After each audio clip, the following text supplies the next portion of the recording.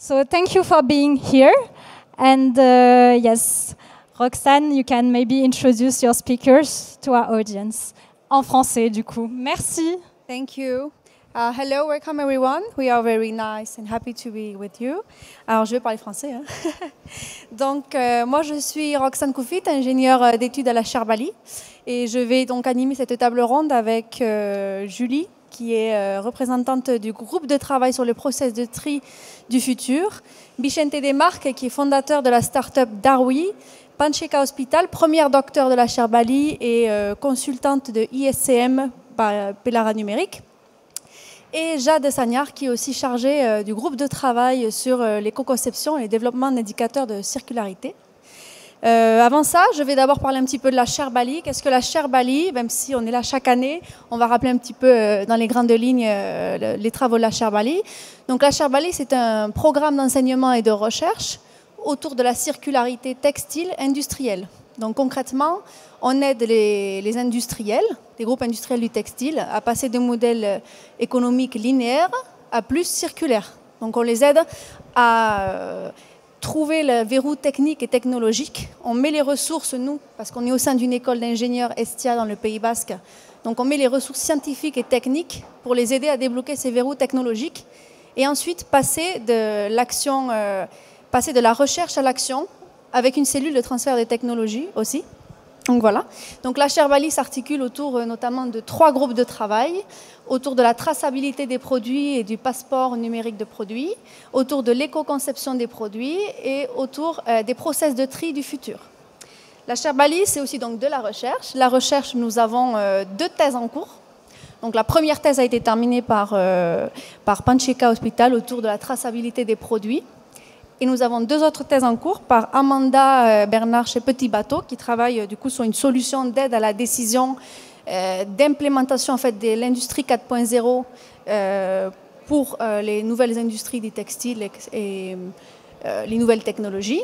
Et nous avons aussi Nicole qui est du coup chez Decathlon et qui fait une thèse industrielle autour de la décision aussi, qui développe un outil à la décision pour adapter les modèles en fait, économiques et les meilleures solutions pour le consommateur de demain. Donc voilà pour les thèses. Récemment, nous avons lancé avec la région Nouvelle-Aquitaine le lancement d'un club néo-aquitain de la mode soutenable. Donc l'idée, c'est de regrouper un petit peu tous les acteurs de la région Nouvelle-Aquitaine qui œuvrent en fait dans le textile, dans la mode, à créer des synergies, à se retrouver, parce qu'ensemble, on avance mieux. Et enfin, nous avons aussi la fameuse Biarritz Good Fashion. Donc, nous organisons chaque année un événement en partenariat avec la Paris Good Fashion au mois d'octobre à Biarritz.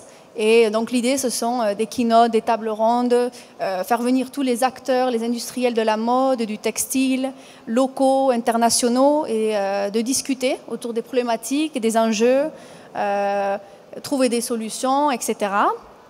Cette année, à la chaire Bally, nous avons aussi 2 projets internationaux collaboratifs. Donc, un projet transfrontalier avec le Pays Basque et la Navarre espagnole. Donc, ce projet, c'est un projet sur la traçabilité. Et en fait, on essaye de prendre de l'avance sur le passeport produit digital qui va venir en fait un peu bouleverser l'industrie. Donc, comment s'y préparer? Comment former les TPE, PME aussi qui vont être impactés chez nous et aussi de l'autre côté de la frontière. Donc, c'est une collaboration transfrontalière. Et nous avons un autre projet fort intéressant avec l'Agence française de développement et Proparco, qui est une étude de préconfiguration d'implémentation d'une filière de recyclage textile en Afrique subsaharienne. Donc c'est tout ce qui est gestion des déchets, gestion des vêtements de seconde main. Donc voilà pour la chaire Bally, pas mal de travail. Donc je vais passer maintenant aux questions, parce que nos intervenants sont là pour exprimer aussi les travaux de la chaire. Le thème donc, de la table ronde, c'est enjeu des opportunités du passeport produit numérique. Donc, je vais commencer par laisser la parole à Pancheca, puisqu'en fait, le DPP, la traçabilité, ça ne date pas d'hier, en fait, ça ne date pas d'aujourd'hui, d'aujourd'hui à la chaire Bally. C'est une longue histoire qui a débuté il y a plusieurs années. Et je vais laisser la parole à Pancheca pour qu'elle nous raconte un petit peu son parcours, la traçabilité et la chaire Bally. Bonjour à tous. Donc je suis Panchika Hospital, je suis la première docteure de la chaire Bali. Donc j'ai terminé ma thèse en octobre dernier et je travaille comme consultante pour l'entreprise Bellara, qui est éditeur d'un logiciel de supply chain management qui s'appelle ISCM, qui est entièrement dédié aux marques de mode et de luxe. Et donc cette entreprise fait partie des entreprises de la chaire Bali depuis 5-6 ans. Et le point de départ des réflexions sur la traçabilité, c'est venait vraiment de nos clients, de certaines marques qui nous disaient, voilà, nous, on a des démarches vertueuses, on essaye de mieux sourcer, d'avoir des matériaux plus propres, d'avoir vraiment un souci RSE très sincère. En revanche, quand on veut communiquer à nos clients, c'est très compliqué parce qu'on a des obligations de reporting qui font qu'on a des documents qui sont édités chaque année, mais qui ne sont pas adressés au grand public. Sur les étiquettes des produits, on ne peut pas communiquer non plus de manière très efficace. Alors comment est-ce qu'on pourrait développer un outil qui permettrait aux clients d'avoir davantage d'informations sur ces produits au moment de l'achat pour qu'ils puissent faire un achat éclairé, qu'ils puissent prendre vraiment, véritablement une décision en achetant un produit ou en ne l'achetant pas si les caractéristiques ne lui conviennent pas. Donc ça, c'était vraiment le point de départ. Et donc a été écrit un sujet de thèse qui a conduit à mon embauche pour travailler pendant 3 ans sur ce sujet-là, qui est vraiment de lier la traçabilité, donc comment toutes les informations qu'on peut collecter étape après étape grâce à une digitalisation de la supply chain avec un outil qui permet de faciliter cette collecte des données pour, dans le cas de notre entreprise, plutôt pour favoriser une meilleure productivité, un meilleur suivi, un meilleur pilotage des approvisionnements. Comment toutes ces données-là, on peut les collecter en une seule fois et les utiliser pour valoriser les produits dans les entreprises et puis auprès du consommateur. Donc ça, c'était le sujet de la thèse au départ, quand je suis arrivée il y a un peu plus de 3 ans. Et puis, au fur et à mesure des recherches, on s'est rendu compte qu'il y avait un outil hyper intéressant dans les réglementations qui commençaient à être développées, qui est le passeport numérique des produits.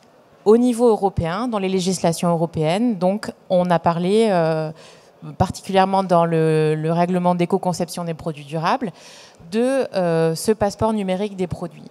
C'est un outil qui permettrait de collecter des informations sur les produits afin d'améliorer leur circularité. Et c'est vraiment dans cette démarche vertueuse qu'on souhaitait s'inscrire. Donc, j'ai réalisé ma thèse pendant 3 ans dans cette entreprise-là, en lien avec nos clients et avec l'écosystème de la chaire Bali. Et on a travaillé aussi sur ce thème-là pendant le groupe de travail de traçabilité et transparence que j'ai animé pendant 3 ans. Et notamment, tu as eu l'occasion d'être reçu à la Commission européenne pour présenter un de tes travaux. Tout à fait. Alors... Le thème principal de la thèse, c'était donc de développer un modèle de données pour ce passeport numérique des produits, pour qu'il favorise la traçabilité et surtout la circularité. Donc ça veut dire que ce passeport numérique des produits, il serait utile pour les entreprises de la chaîne d'approvisionnement, mais aussi pour les consommateurs, pour les autorités par exemple aussi, qui peuvent utiliser, donc notamment pour les douanes, pour faire entrer des produits conformes sur le territoire, pour informer toutes les entreprises, et notamment les entreprises de la chaîne de circularité. Comment on peut mieux revendre le produit ? On peut mieux l'utiliser avec des informations sur son entretien, par exemple. Aussi, comment on peut vraiment mieux le faire durer. Et suite à son usage, quand on peut vraiment ne plus rien en faire, comment on peut mieux le recycler. Donc, vraiment favoriser une durée de vie du produit. C'est vraiment le but de ce passeport produit. On a établi un modèle de données en prenant en compte toutes ces principes-là. Ce modèle de données se veut exhaustif, donc il y a vraiment beaucoup de données, et on cherche à préciser donc ces données-là pour un produit textile en étant plutôt raisonnable sur quelles infos sont collectées pour quel usage et que ce soit faisable pour les entreprises aussi. Parce que le but, c'est que ça rationalise aussi en fonction des nouvelles réglementations. Aujourd'hui, en France, il y a la loi AGEC, l'article 13 de la loi AGEC, qui prévoit d'afficher davantage d'informations sur les pays de fabrication. Il y a aussi l'affichage environnemental qui devrait arriver. Bon, là, il y a un petit peu de retard, probablement avec les changements politiques actuels, mais bon, ça va arriver, l'affichage environnemental. Il y a aussi la responsabilité élargie des producteurs, donc les REP, au niveau français, mais aussi ça arrivera au niveau européen. Il va y avoir aussi le devoir de vigilance qui est en France, mais qui devrait être au niveau européen. Toutes ces lois, en fait, visent à avoir davantage d'auditabilité des informations qui sont collectées au fur et à mesure de la chaîne d'approvisionnement. Et donc, ce modèle de données qu'on a créé, on a aussi publié des articles sur ces thématiques-là. Et donc, STOA, c'est un des départements de recherche du Parlement européen, nous a contactés une semaine avant la soutenance de thèse.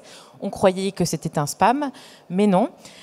Donc, on a bien fini par répondre à ce mail et on nous a demandé donc d'écrire un rapport sur le passeport numérique des produits pour les produits textiles, afin d'informer les eurodéputés qui devaient voter donc pour l'éco-conception des produits durables et pour leur donner des indications sur ce que pouvait être ce passeport numérique des produits et ce qu'il pouvait apporter, comment l'implanter. Voilà. Donc c'était une expérience d'aller au Parlement européen. C'est clair. Et donc pour conclure, donc sur ce passeport numérique des produits, ça s'inscrit vraiment dans une stratégie d'entreprise. Ça peut être vraiment bénéfique pour les entreprises, mais c'est vraiment une démarche globale qui va donc de la chaîne d'approvisionnement jusqu'à prévoir le cycle de vie du produit dans son intégralité. Mais tout commence avec l'éco-conception. Et oui, comme tu le dis, tout commence à l'éco-conception, tout commence en fait par la décision. Aujourd'hui, créer, produire un produit circulaire, ça passe par une phase de décision. Et ces décisions sont amenées à être faites en amont, notamment par le biais de l'éco-conception. Et pour ce faire, j'ai une question pour toi, Bicente, est ancien ingénieur d'études à la chaire Bally et qui montre aussi l'exemple de la transition entre la recherche, l'action et la création d'entreprise. Comme quoi, une chaire, ça peut générer beaucoup de belles surprises. Donc, Bicente, toi, est-ce que tu peux nous parler du coup de tes travaux dans l'éco-conception, tout le parcours en fait de Bally 2 à Bally 3, de comment la place de l'éco-conception dans une conception en fait plus circulaire des produits, quoi. Ouais. Alors, comme a dit Roxane, du coup, moi je suis pas docteur, je suis ingénieur de recherche et en fait au sein de la chaire, je travaillais beaucoup sur tous ces sujets en lien avec l'éco-conception. Donc j'ai travaillé sur les précédentes phases de Bally, donc depuis l'année 2019 approximativement, sur ces sujets de recyclage et de démantèlement de vêtements. Et donc en fait, des travaux que j'ai pu mener, de la recherche que j'ai pu mener, j'en ai acquéri, on va dire, la conviction, et on l'a démontré, que les produits en fait conçus tels qu'ils étaient conçus aujourd'hui, ils n'étaient pas recyclables. Quand on regarde les chiffres aussi, on voit 1% des vêtements qui sont recyclés en boucle fermée. Ça fait très peu. C'est-à-dire que d'un vêtement, on va refaire un vêtement, il n'y en a que 1%. Et donc en fait, moi, de suite, de par ma sensibilité, de par mon parcours aussi d'études qui était très axé sur de la conception, l'éco-conception, ben en fait, j'ai pris le parti de retravailler les produits, d'essayer d'intégrer plus de circularité à la source et donc de travailler sur de l'éco-conception. Et donc c'est comme ça en fait que j'ai développé une méthode qui est centrée sur l'architecture produit. Donc où on va venir voir en fait vraiment comment est composé le produit, de quelle matière il est composé, de quels composants, et comment on les agence ensemble, comment on les relie pour derrière faire un produit.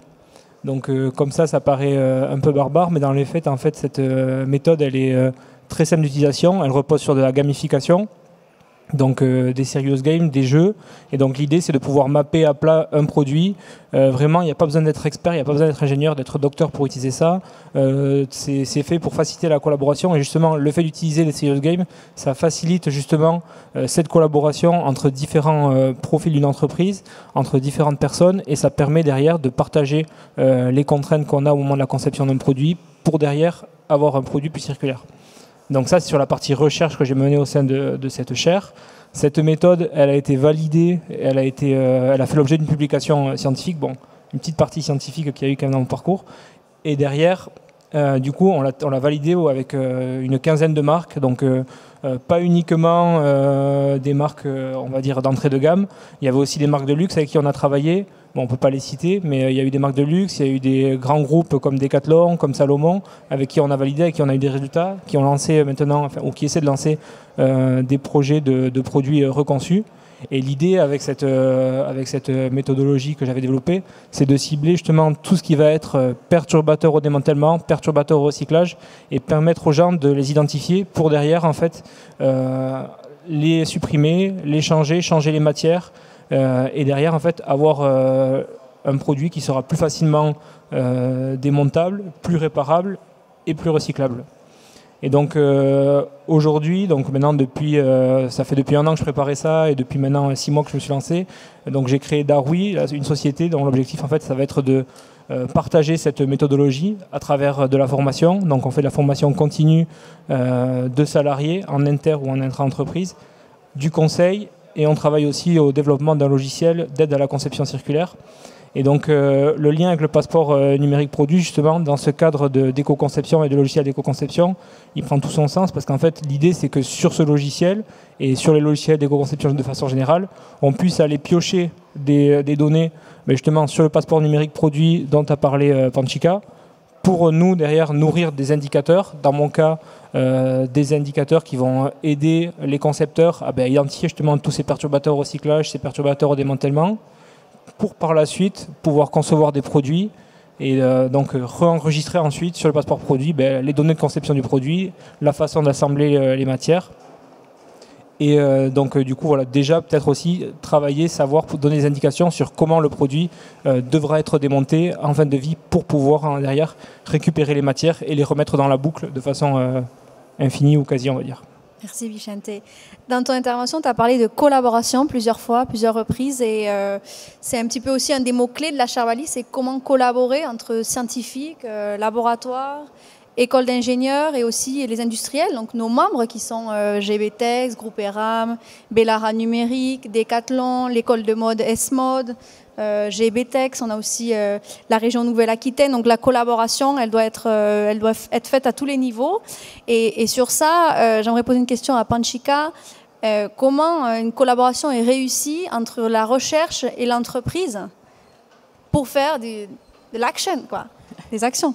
Alors, ce qui est intéressant dans la Charbali, c'est le dispositif de recherche-action où donc se rencontrent donc des entreprises et de la science au travers donc des thèses dont on a parlé tout à l'heure, donc celle de Nicole, celle d'Amanda et la mienne, sur une collaboration entre des entreprises et de la recherche.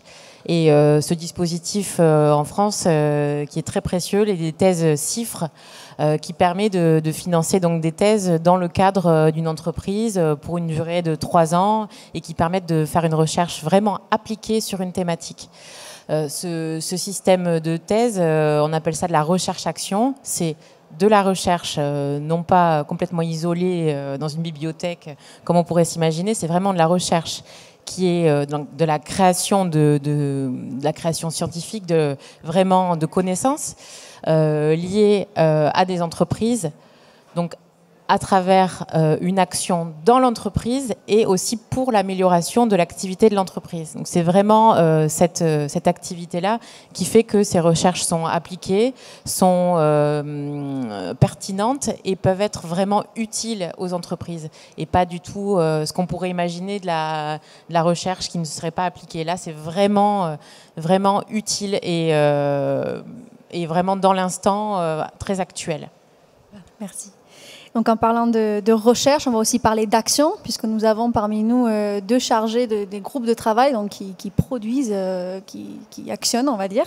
Mais pour mettre en situation, on va demander à Vicente un petit peu de résumer comment la chaire Bali est venue à travailler sur ces projets de développement d'indicateurs de circularité, la traçabilité, le lien avec les processus de recyclage. Ces thèmes ont été choisis suite à des actions et du travail qui a été effectué dans Bali 2, puisque c'est la 3e saison de la chaire Bali. Et comment ces thèmes-là ont été choisis, quels sont les objectifs et les visions des travaux que Jade et Julie nous exprimeront. Ouais. Alors, tout à l'heure, tu as parlé de collaboration, et pour moi, c'est vraiment le terme qui résume ce qu'est la chaire Bali. Donc, c'est vraiment un espace de collaboration entre des marques, et c'est pas justement une école d'ingénieurs qui va impulser des sujets de recherche et qui va dire aux entreprises, on veut travailler sur ça, et derrière, vous nous suivez pas. Non, c'est plus, on avait la thématique circularité qui réunissait tout le monde.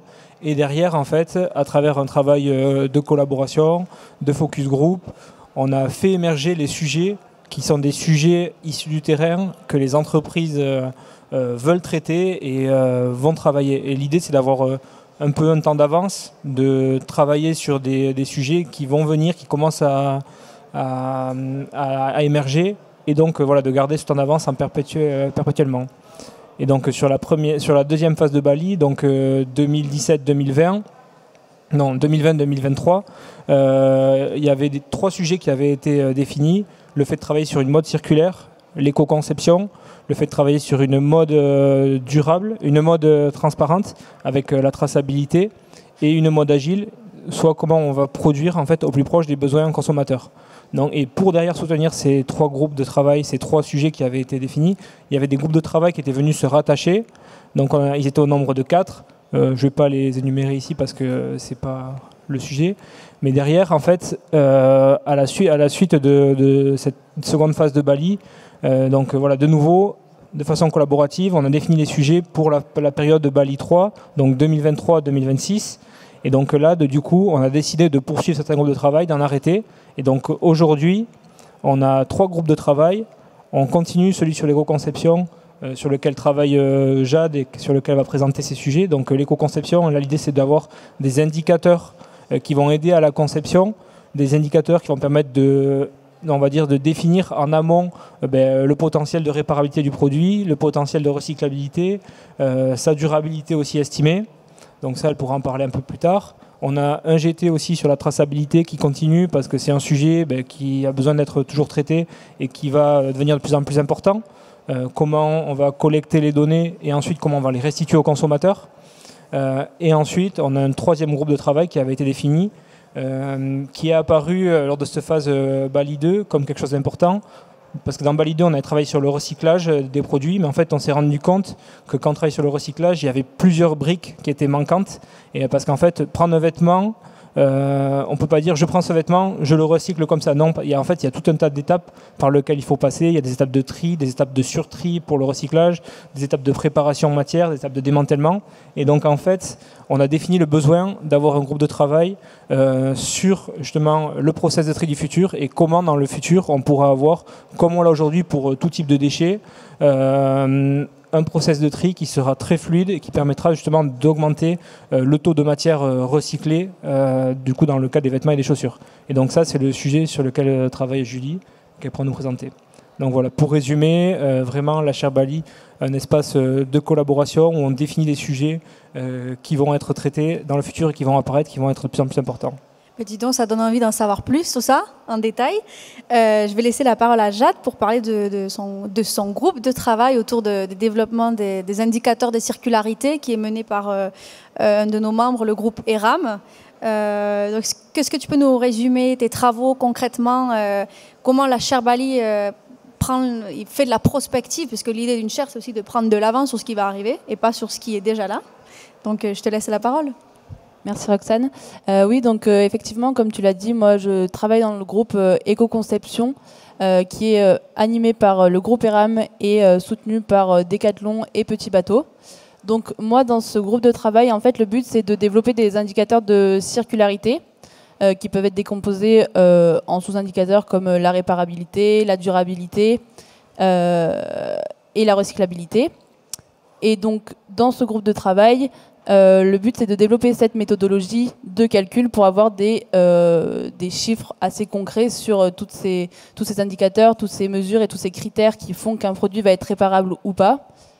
Et ces indicateurs-là sont aussi issus des réglementations. Donc, comme l'a dit Panchika, on a la loi GEC, on a la loi sur l'éco-design, toutes ces réglementations à la fois au niveau européen et française ont posé certains critères sur ce que les metteurs en marché devront proposer en termes de recyclabilité ou de circularité en général.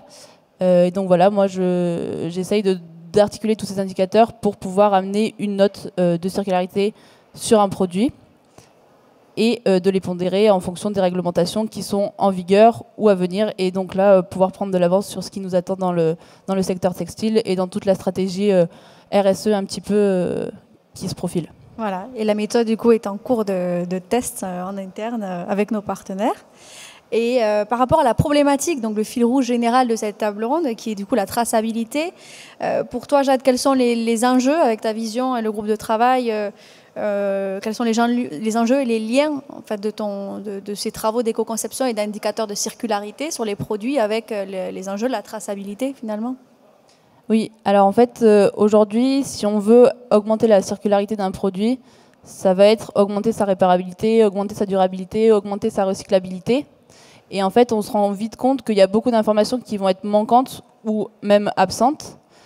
Et donc, nous, l'enjeu avec la traçabilité, ça va être de pouvoir récolter les bonnes données.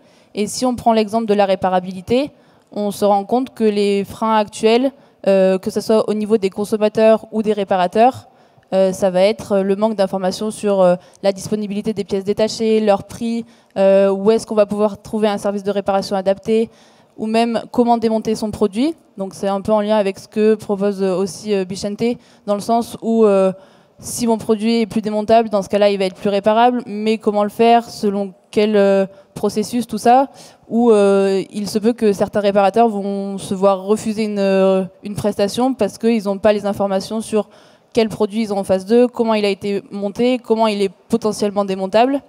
Et en fait, c'est toutes ces infos-là qui seraient intéressantes et nécessaires, du coup, aussi d'un point de vue législatif, à recueillir pour pouvoir améliorer cette circularité à travers ces critères-là de réparabilité. C'est le premier exemple que j'ai, mais la méthode va continuer d'évoluer et on va pouvoir comptabiliser et développer l'indicateur de circularité avec d'autres critères. Voilà, donc l'importance du passeport produit, quand il arrivera, on l'espère, ça va être de pouvoir avoir toutes ces informations à tous les stades de la production et surtout, dans notre cas, après la fin de vie du produit, où le consommateur pourra avoir des informations sur comment le réparer, où le réparer, et aussi également pour le réparateur, les guides à suivre et toutes les pièces détachées, les informations que lui, il a besoin pour faire cette réparation et mettre le produit encore un peu plus longtemps dans la boucle. Voilà. C'est ça, merci. Comment le réparer, mais comment aussi le recycler, puisqu'un produit, même s'il est conçu, même s'il est éco-conçu, il a une fin de vie quoi qu'il arrive. Et qu'est-ce qu'on fait à cette fin de vie-là? Comment va s'articuler l'industrie du recyclage de demain? On va poser la question à Julie. Oui, alors moi je travaille au sein du GT, groupe de travail, qui est plus orienté sur l'axe recyclage, comme disait Bichente, et plus particulièrement sur la préparation de la matière au recyclage, qui inclut des étapes de tri des matières, parce que en effet les metteurs en marché travaillent sur la recyclabilité de leurs produits. Donc on sait qu'aujourd'hui il y a des processus de recyclage qui existent et qui fonctionnent, mais avant de recycler, il faut qu'ils aient la matière et la bonne matière et correctement triée. Donc c'est ce qu'expliquait Bichente dans les études qui ont été faites dans les précédentes années. Le constat qui a pu en découler, c'est que sur toute la chaîne de valeur du recyclage, il y a des maillons ou des briques qui sont un peu plus faibles et qui, du coup, empêchent le bon développement de la filière recyclage, notamment le tri et la préparation. Donc, le groupe de travail process de tri, comme on disait, on est sur un travail collaboratif où on a 9 entreprises dans le groupe de travail et on va chercher aussi d'autres entreprises partenaires ponctuellement avec qui travailler pour avoir vraiment de l'info technique, spécifique et d'aller chercher les infos chez les bonnes personnes. Et le but, c'est d'apporter justement aux recycleurs la matière correctement donc triée et préparée, parce qu'on est sur des textiles post-consommation, donc le consommateur va jeter ses textiles dans des bornes, en général, le plus souvent en France, c'est dans les bornes points d'apport volontaire, et de là, on perd la traçabilité du produit, on va y revenir sur la traçabilité, et on se retrouve avec des textiles de différentes qualités, en mélange, différentes matières, différentes couleurs, etc. Donc il faut déjà faire un premier tri important sur la matière, la couleur, voire même les étoffes, et ensuite préparer la matière pour enlever tout ce qui est perturbateur au recyclage. Donc ça va être les points durs métalliques, plastiques, les étiquettes, tout ce qui est apporté en plus de la matière principale et qui n'intéresse pas le recycleur. Donc ces processus de tri et de préparation aujourd'hui, ils sont principalement manuels, et comme le but, avec toutes ces réglementations autour de la circularité, on voit qu'il y a une ambition d'augmenter le recyclage. Donc il faut aussi industrialiser la préparation au recyclage. Et voilà, le but du groupe de travail, c'est vraiment de trouver un modèle industriel sur le tri et la préparation de la matière. Et donc là, dans tes travaux, tu travailles notamment donc avec GBTEX, collecteur-trieur, et avec le CETIA, la plateforme du coup, qui est située à Hendaye et qui est issue aussi des travaux de la chaire et du CETI, et donc qui est une plateforme d'innovation dans le démantèlement des produits textiles TLC. Et bon, si tu peux en dire un peu plus, tu développes 3 scénarios dans ton groupe de travail autour de cette problématique.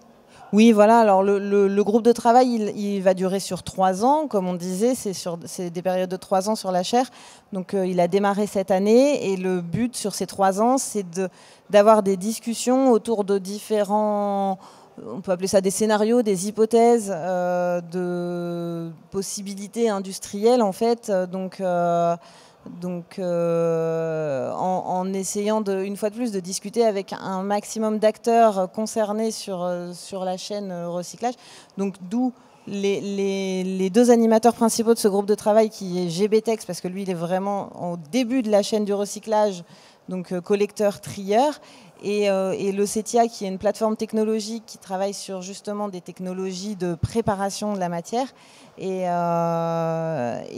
avec eux on apporte vraiment du contenu technique et industriel sur différentes hypothèses pour avoir un scénario industriel qui permet de préparer finalement un maximum de matière pour pas juste se concentrer par exemple sur le coton pour un recycleur qui recycle que du coton ou une autre matière. Là, le but, c'est vraiment, on a du textile post-consommation qui est du textile en mélange avec énormément de compositions différentes.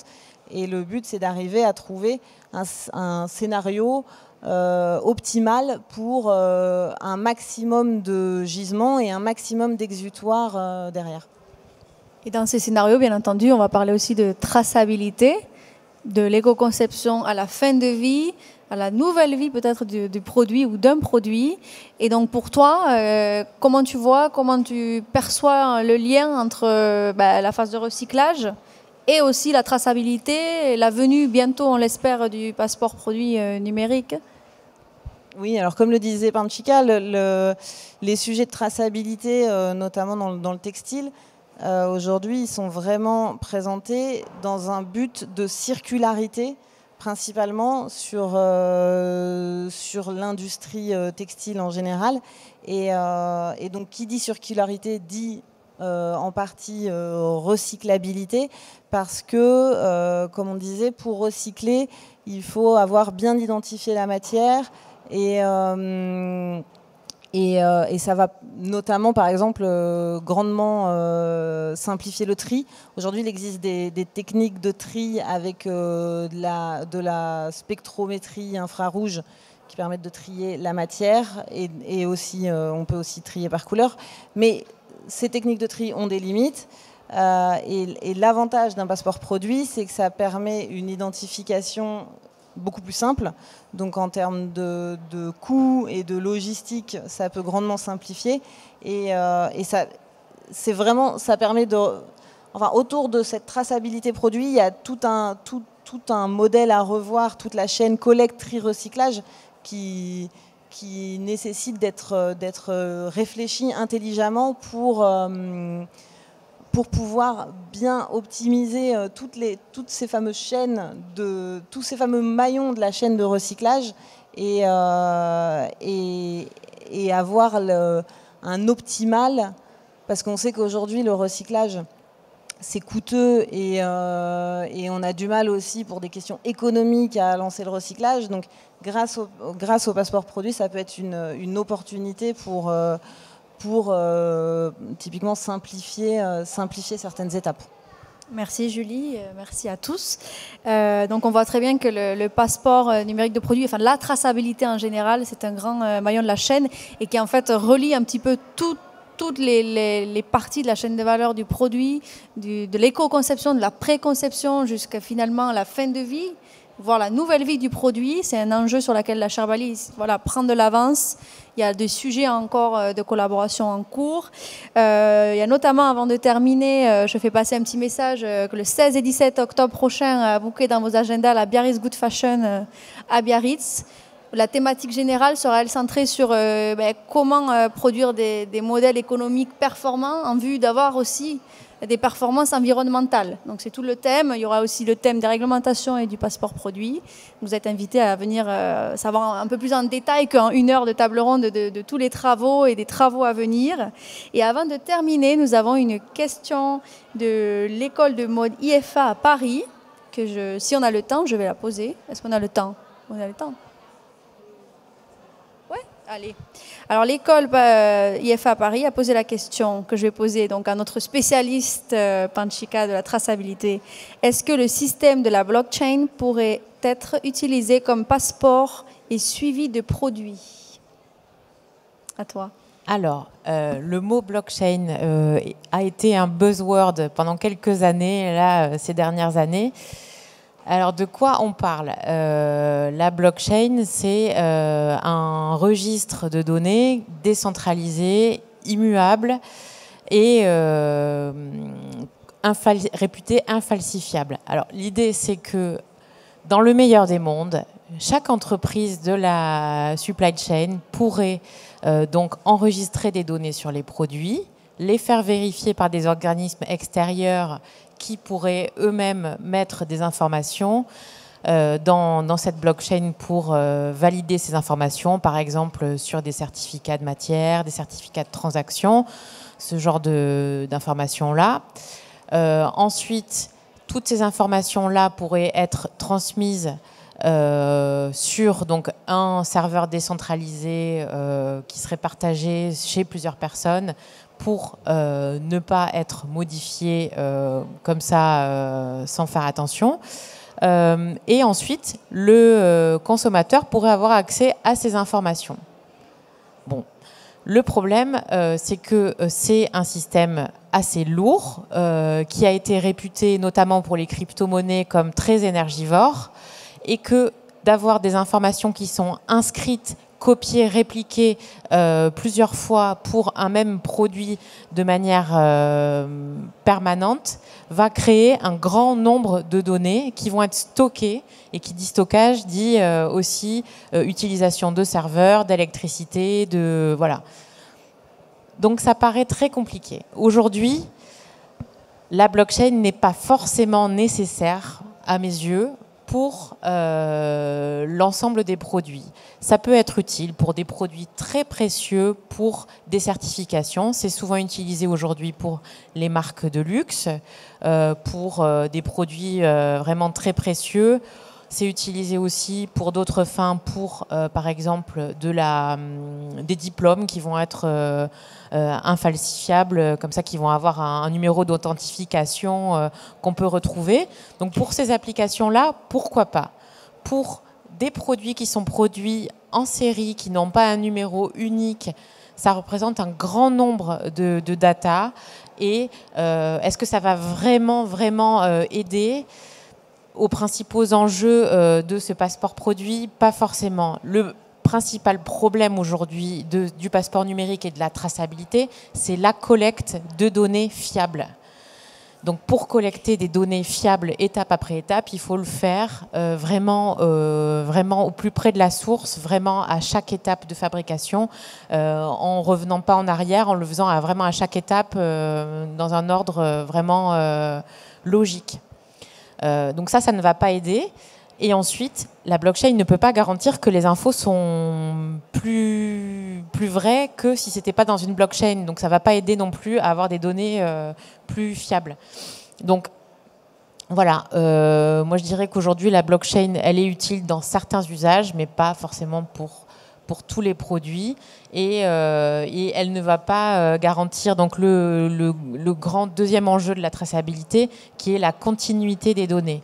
Comment on peut avoir des données qui vont correspondre à un produit, des informations claires et utiles tout au long du cycle de vie du produit. Aujourd'hui, on aimerait que ces informations issues de la fabrication, elles soient disponibles et accessibles pour les consommateurs, les marques, pour les différents services des marques, par exemple la qualité, la compliance, enfin tous ces services des marques, pour les autorités, pour les entreprises de la circularité, donc qui vont permettre de réparer les produits, de les entretenir et à la fin de vie de mieux les recycler. Ça reste encore très compliqué. Aujourd'hui, dans les centres de tri, ça n'est pas automatisé pour qu'on puisse lire ou une puce RFID, ou une puce NFC, ou même un QR code. Pour ça, il va falloir standardiser les données qui vont être collectées, et ça va être très important de digitaliser toutes les étapes de fabrication pour collecter ces données et faire que la continuité de l'information existe sur tout le cycle de vie des produits. Et je ne crois pas que la blockchain, ce soit la solution universelle, malheureusement. Merci Panchika et merci aux étudiants d'avoir posé cette question-là. Et voilà, vous avez une réponse pour cette question. Et d'ailleurs, ça me fait penser que ça fait partie aussi des thèmes. Il y a beaucoup de choses à travailler, c'est très complexe. Ça fait partie des thèmes de notre groupe de travail autour de la traçabilité aussi. Et la data, c'est ultra important. Au-delà d'un passeport produit physique ou technique, au-delà de la solution technique qui va venir, qu'est-ce qu'on y met aussi? On s'assure que c'est de bonne qualité. Sur quels critères on se base pour évaluer cette qualité-là? Et plein d'autres sujets passionnants. Mais on avait prévu un temps pour les questions. Donc maintenant, c'est à vous. Ah. Je me lève. Allez. Bonjour, merci. Je suis Sophie Bramel, journaliste. J'avais une question un peu sur les différentes technologies de traçabilité, mais vous y avez pas mal répondu. Donc j'ai une question plutôt pour le logiciel d'éco-conception. Est-ce que vous pouvez nous en dire un peu plus? Comment ça marche? C'est une plateforme où je décide de faire une double couture ou une triple couture et ça entraîne je ne sais pas quoi. Enfin, est-ce que vous pouvez nous en parler un peu plus? Oui, alors sur le logiciel que je veux développer, j'ai parlé que sur la partie éco-conception parce que c'est le sujet, mais la vision générale, c'est de développer une solution donc, qui accompagne l'évolution de tous les gestes métiers de l'entreprise vers l'économie circulaire. Donc l'éco-conception, c'est un module, c'est le premier que je vais travailler parce que c'est là où j'ai aussi ma spécialisation. Et pourquoi accompagner tous les gestes métiers de l'entreprise vers l'économie circulaire? C'est parce qu'en fait, quand on parle des entreprises et quand on regarde, en fait, on se rend compte que l'économie circulaire, ça va impacter toutes les strates de l'entreprise. Et l'économie circulaire, c'est pas uniquement du fait de la RSE, c'est pas que la RSE qui pousse des choses et que derrière tout le monde suit. Il faut que tout le monde s'approprie le sujet. Et donc pour ça, donc je vais développer plusieurs modules. Il y aura un module aussi gestion de l'amélioration environnementale, plus le rôle des chefs de projet qui vont du coup définir les objectifs, donner les produits à améliorer d'une saison à l'autre. Une partie aussi communication pour mieux valoriser l'éco-conception qui est faite.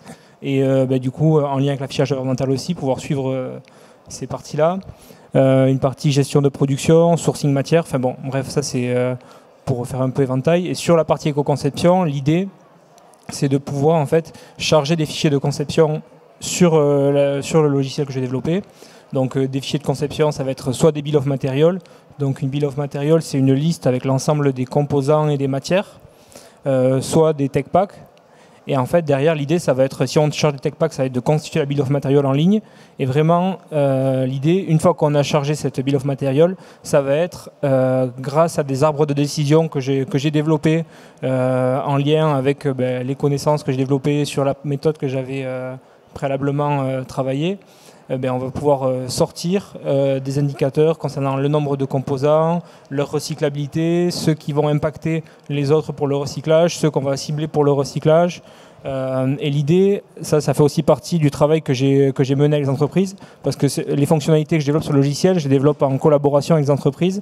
C'est-à-dire qu'en fait, c'est toujours l'entreprise, le client, le futur client, qui est à l'origine des fonctionnalités que je développe. Et donc avec lui, on a ciblé ce besoin aussi pas d'uniquement donner les insights et d'uniquement dire tu changes ce composant, tu vires cette matière.